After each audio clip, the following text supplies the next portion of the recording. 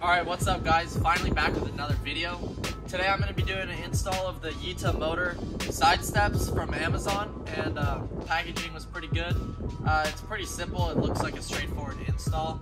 They're just going to replace the stock rock sliders, and if I ever want to go back to those, it's just 3 bolts. I just wanted some side steps because my girlfriend was complaining that it's too hard to get in. Some side steps will be a little more practical for the bigger wheels and lift. So we're just going to do an install and kind of show you guys how to do it. I got Roush behind the camera helping us out today. Shout out Roush.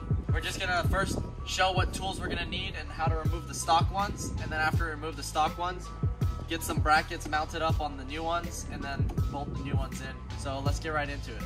Alright, so to remove the stock rock sliders, there's going to be 1, 2, 3 13mm sockets. And then on each 13mm socket, you're going to have 2 10mm heads that you're going to need to take off too. So here's the 13, and then we've got 2 10s on each one. So you just want to unbolt those for each bracket, and then the whole rock slider should just come right off. Pretty simple, so we're going to go ahead and do that. Alright, so we got the stock metal sliders off. Kind of looks naked, so this is what it's going to look like whenever it comes off. These were the holes I was talking about so you can get a better look. The big hole is where the 13mm was, and then the 2 studs are for the 10mm. And it's pretty much going to be a similar mounting mechanism. They're going to mount to the same stock position, so we don't have to drill any new holes or anything like that. Should be a direct, clean, easy bolt on. So we're just going to put these to the side and get the brackets mounted on the new ones. And before we go ahead and start mounting the hardware and brackets to these, I want to take note that you can see it's kind of got a taper to it. One side is wider and one side is thinner. And so just make sure you're using the side specific one. The thicker side goes to the front, so it aligns better with the thick fender, and the thin one should be on the back, so it aligns with the rear fender. Because if you can look, you can see the front fenders are a little bit wider than the rear. So they taper it off so it kind of gives it a flush, clean look.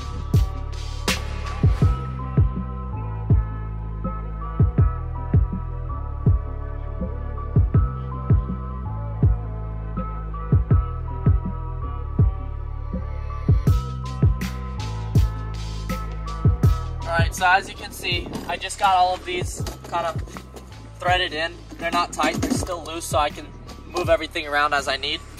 And I got 3 of the main 13mm bolts with their washers ready to go. And so we're going to put those through here and mount them back to the original mounting holes that the stock ones were in. So once we get those installed, we're not going to tighten them super tight either. We're just going to get everything positioned where we want, and then we're going to snug everything down. Both these bolts and these bolts. Alright, so whenever you're putting these back on, you want to get these studs aligned with the original holes. The studs will just kind of hold the whole running board up for you while you tighten up the other bolts. So you can just kind of get them aligned. You dropped some. That's fine. Alright, this is harder than it looks. I might need Roush's help. You may need a friend for this. Alright, there you go. Alright, so now they're in. Alright, so the first thing I'm going to tighten down are these holes, or these nuts that go onto the studs. And those are going to hold the actual bracket in the position that you want on the actual pitch welds on the frame. And so once we get that tightened down properly, then we can get the rest of it kind of positioned a little bit more accurately. So we're going to tighten these down and then finesse it a little bit more. Alright guys, so we got one side installed all the way. It's completely fixed and tightened down and everything's good to go. So I think it looks pretty good. The hex pattern is the same hex pattern from the OEM Wrangler sills to these, so it kind of looks, you know, like a matching set almost.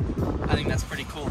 Also, one thing that I like a lot is how they've designed it so that it flows with the shape of the fenders. I think that's a nice detail, because some of the, you know, OEM ones or cheaper aftermarket ones are just a flat step. They don't have these little contours where it kind of makes the body lines flow a little bit better. So I like that. You can get a video at the bottom right here, and you can see how the bracket's all mounted up. Pretty similar to the factory brackets, I would say. It's pretty self-explanatory install. Very easy. On a scale of 1 to 10, I would say this is like a 1 for the install. Pretty easy. Just literally took 3 different tools and you can do it by yourself in your garage, no problem. Alright, so as you can see, we still have the stock ones on this side.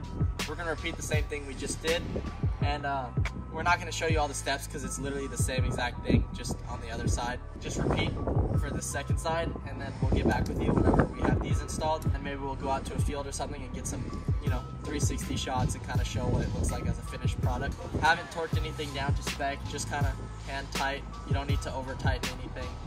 Don't be excessive with it because you'll probably strip something. Ask Roush, that's what he did on his door sills. So. Alright guys, so we finished the whole install. It took probably about an hour, and that was including the time that we spent filming and kind of getting everything sorted out. So I would imagine if you're not filming, you can do this in like 30 to 45 minutes. It's a pretty quick install, especially if you have an extra friend like a Roush to help you out. So overall, I like the product. I look forward to using it and seeing how they hold up over time. But they look very good with the body curves of the actual vehicle, so the lines flow really well, as you can see. And if you get a closer look, I like how YITAMOTOR designed it so that these are kind of in the same plane as the fenders, and same with the rears. Everything flows together really well. So thank you YITAMOTOR for designing a good product. I'll have the product link to purchase in my bio if you guys want to get a set for yourself on Amazon. They're pretty inexpensive, they're really affordable, and they're good quality. This is the other side, as you can tell. Now we have both sides finished, so it's pretty good.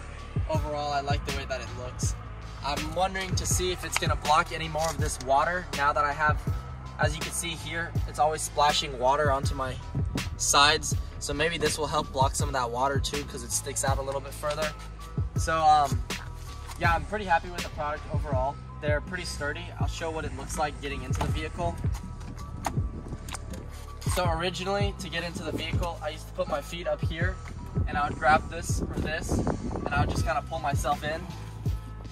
Whereas now, I have the step, and so I can just kind of use the step, and it's a much easier entrance.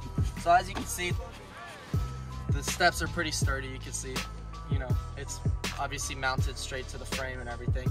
So it's very sturdy. You could definitely have multiple people on it at once. So if you have a driver and a passenger getting in at the same time, you don't have to worry about it bending or getting flexy or wobbly on you. It's pretty sturdy. So I'm actually really impressed with how sturdy they are for being plastic. I think those brackets that they use are pretty strong steel. So overall, it's a good product. If you like the product, like I said, link is gonna be in my bio. You can go get your own set. They're universal. They fit for any of the 4 doors. So Rubicon, Sahara, Sport, Sport S, they're all the same. So just go to their website on the Amazon link below, and you can get whatever set you want. The install is the same for all of them too. There's standard mounting holes on all the Wranglers. So I highly recommend, if you have a JL 4-door, get a set of steps. Makes it much easier to get in and out, especially if you got a lift and wheels like I do. So thank you for watching. I appreciate the support from YITAMOTOR, and I'll see you guys in the next video.